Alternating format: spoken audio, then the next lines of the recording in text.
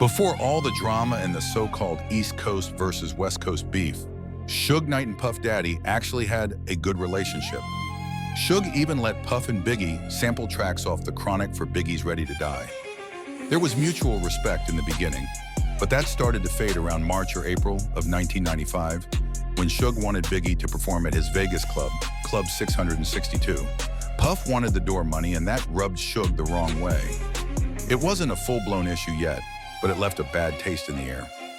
Then came the infamous Source Awards in August 1995, when Suge stood on stage and said, "All you producers out there who don't want your executive producer dancing all in the videos." That one line changed everything. The room split in half, and that moment drew the invisible line between the East and the West.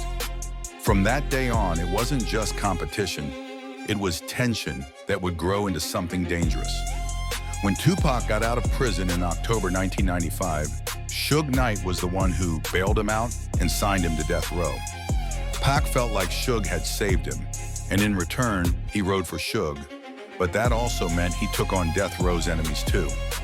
Pac believed Biggie knew about the Quad Studios shooting in '94 and never warned him, and that betrayal burned deep. From that moment, his loyalty turned into fire. All Eyes on Me dropped in February 1996, and Pac came out swinging, not just lyrically, but emotionally. The music became his weapon.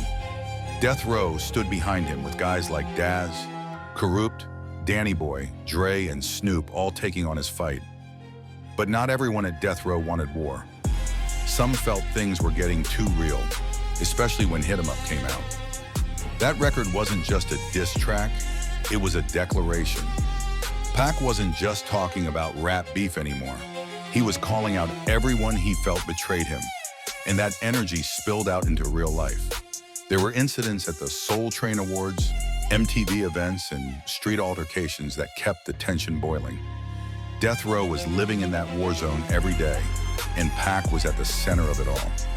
By September 1996, things hit a breaking point. Pac was in Vegas for the Mike Tyson fight. After the match, he got into a fight in the MGM Grand Lobby, a street altercation that had nothing to do with music. Later that night, while riding with Suge, a white Cadillac pulled up next to them at a red light, and shots were fired. That moment ended Tupac Shakur's life, but not his legacy. When you really look back at Tupac's story, it wasn't just about rap or rivalry, it was about loyalty. Loyalty that turned into war. Death Row took on Pac's battles because they loved and respected him, but those same battles consumed them.